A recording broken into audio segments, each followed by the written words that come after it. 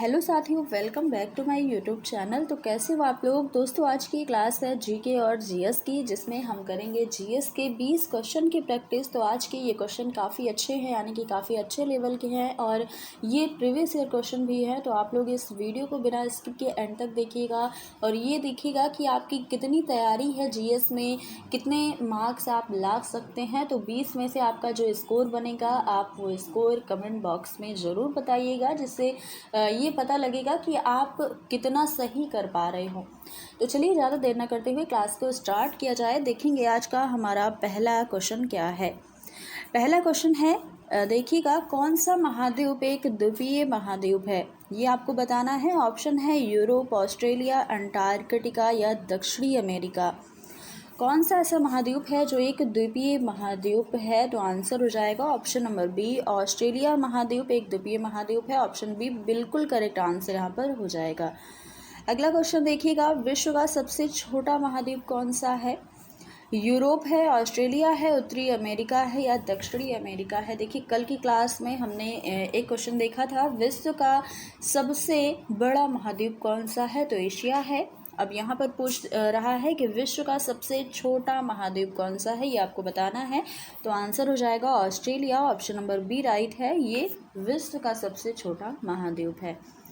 अगला प्रश्न है कि कौन सा महाद्वीप पूर्णतः दक्षिणी गोलार्ध में अवस्थित है या स्थित है। दक्षिण अमेरिका, अफ्रीका, ऑस्ट्रेलिया या ए और सी दोनों।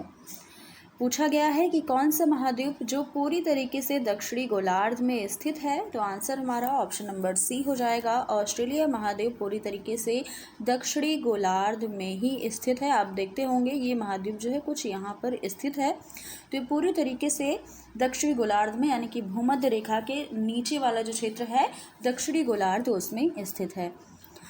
अगला प्रश्न है, दक्षिणी ध्रुवीय क्षेत्र में कौन सा महाद्वीप स्थित है। आर्कटिक और अंटार्कटिक। यहाँ पर सिर्फ दो ही ऑप्शन आपको दिए गए हैं, तो काफ़ी आसान है, आपको इसी में से अपना आंसर करना है।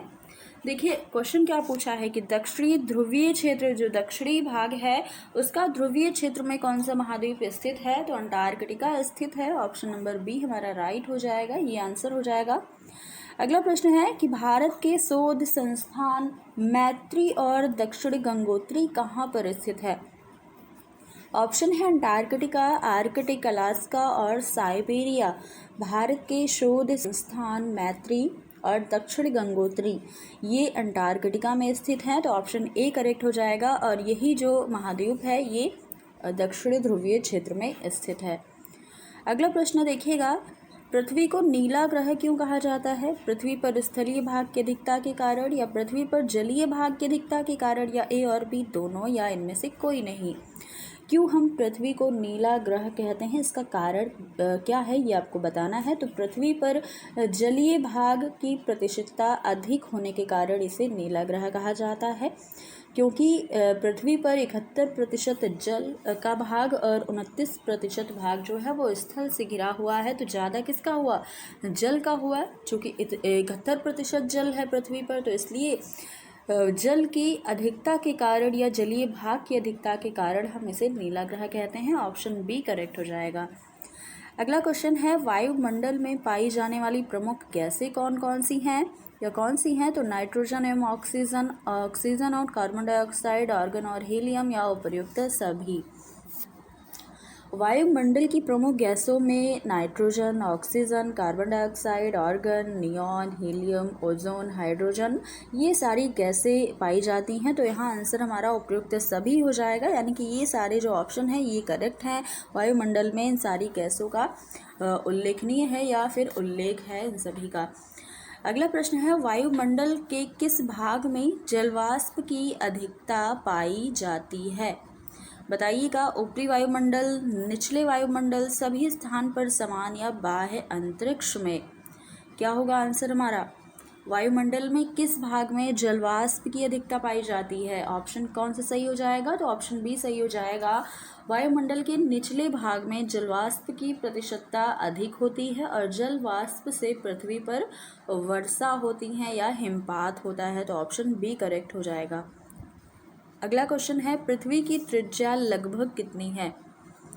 6,370 किलोमीटर है या 5,370 किलोमीटर, 3,670 किलोमीटर या 7,370 किलोमीटर।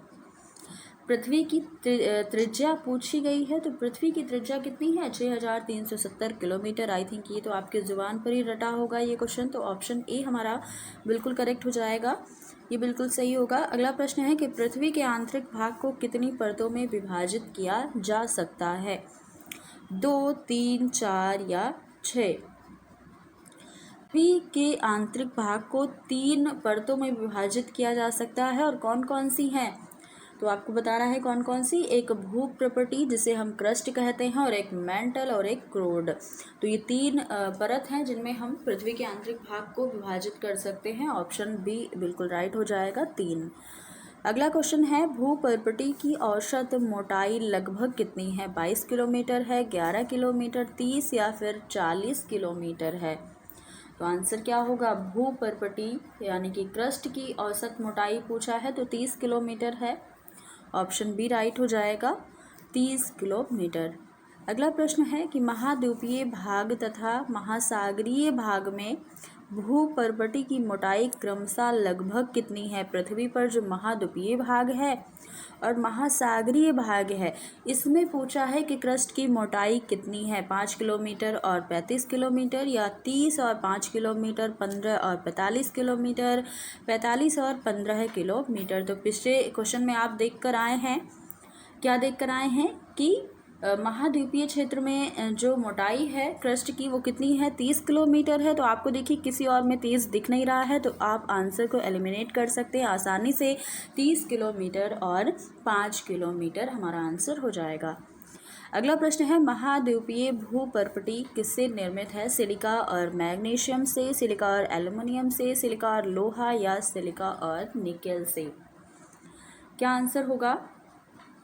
आंसर हमारा हो जाएगा ऑप्शन नंबर बी, सिलिका और एल्युमिनियम से भू प्रॉपर्टी, महाद्वीपीय भू प्रॉपर्टी जो है ये निर्मित है। तो आंसर हमारा क्या होगा? बी हो जाएगा, सिलिका और एल्युमिनियम। अगला क्वेश्चन है, महासागरीय भू प्रॉपर्टी साइमा किससे बनी है? अब ये साइमा जो है इसका फुल फॉर्म होता है, आपको बताना है सिलिका और मैग्नीशियम, सिलिका और एल्युमिनियम, सिलिका और लोहा या सिलिका और निकेल। तो महासागरीय भू प्रॉपर्टी साइमा मुख्यतः सिलिका और मैग्नीशियम इन दोनों खनिज तत्वों से मिलकर बनी है। तो सिलिका और मैग्नीशियम क्या बन जाएगा? साइमा। तो इसी को हम ऑप्शन नंबर ए जो है ये हमारा सही आंसर हो जाएगा। अगला प्रश्न है, भू प्रॉपर्टी का औसत घनत्व कितना है?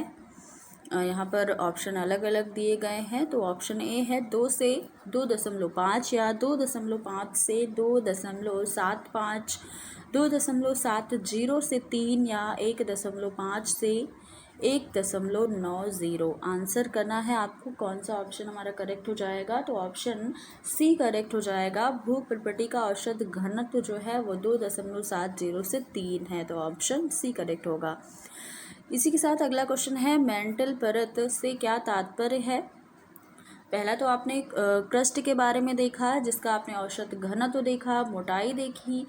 अब देखिएगा मेंटल परत जो है ये दूसरी परत है, इसका तात्पर्य क्या है? सतह से 100 किलोमीटर की गहराई तक स्थित परत है, या सतह से 2900 किलोमीटर की गहराई तक स्थित परत है, सतह से 5100 किलोमीटर की गहराई तक स्थित परत है, या भू प्रॉपर्टी से 2900 किलोमीटर की गहराई तक स्थित ये परत है। तो आपने देखा होगा कहीं ना कहीं ये वाला आपने फिगर तो ज़रूर देखा होगा, जो 3 भागों में हम पृथ्वी को बांटते हैं 3 परतों में। तो इस प्रकार से काट कर जब ये वाला फिगर बनाया जाता है तो ऊपर वाला क्या होता है? क्रस्ट होता है, ये क्रस्ट हो जाएगा, और बीच वाला भाग मेंटल और ये कोर हो जाता है। तो ये वाला भाग जो हो जाएगा, ये जो मेंटल आपसे पूछा है कि ये इसकी लंबाई कितनी है और गहराई, ये सारी चीज़ें आपसे गहराई आपसे पूछा है परत की, मेंटल परत की। तो गहराई कितनी हो जाएगी? ऑप्शन डी हमारा राइट हो जाएगा। भू प्रॉपर्टी से लेकर के 2900 किलोमीटर की गहराई तक स्थित या परत है। तो ऑप्शन डी राइट हो जाएगा। मेंटल परत की गहराई यहाँ पर बिल्कुल करेक्ट लिखी गई है, भू प्रॉपर्टी से 2900 किलोमीटर। अगला प्रश्न है, दुर्बलता मंडल किसे कहते हैं? भू प्रॉपर्टी का ऊपरी भाग, मेंटल का ऊपरी भाग, बाह्य कोर का ऊपरी भाग या आंतरिक को कोर का ऊपरी भाग दुर्बलता मंडल किसे कहा जाता है? मेंटल के ऊपरी भाग में एक अर्ध तरल परत पाई जाती है जिसे हम दुर्बलता मंडल कहते हैं। तो ये कहाँ पाई जाती है? मेंटल परत के ऊपरी भाग में पाई जाती है, जो कि एक अर्ध तरल परत होती है। तो ऑप्शन बी राइट हो जाएगा, मेंटल का ऊपरी भाग दुर्बलता मंडल कहलाता है। अगला क्वेश्चन है, ज्वालामुखी उद्गार के समय मैग्मा कहाँ से निकलता है? भूपर्पटी से, दुर्बलता मंडल से, स्थल मंडल से या फिर कोर से?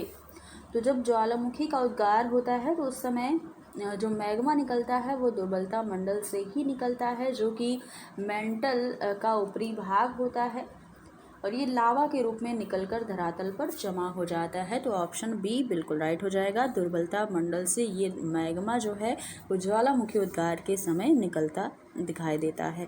अगला प्रश्न है, कोर का निर्माण किन खनिज तत्वों से हुआ है? लोहा और मैग्नीशियम, निकेल, एल्यूमिनियम, निकेल और एल्यूमिनियम। कोर का निर्माण पूछा है, अभी तक आपने बताया महाद्वीपीय भूपर्पटी का निर्माण, महासागरीय भूपर्पटी का निर्माण। अब क्या पूछा है? कोर का निर्माण, जो कि आपका आंसर जो है वो ऑप्शन नंबर बी हो जाएगा, निकेल और लोहा, जिसे हम नीफे भी कह सकते हैं शॉर्ट में। तो नीफे जो है ये कोर का निर्माण करता है, एक खनिज तत्व है। कोर का निर्माण निकेल और लोहा यानी कि नीफे से हुआ है।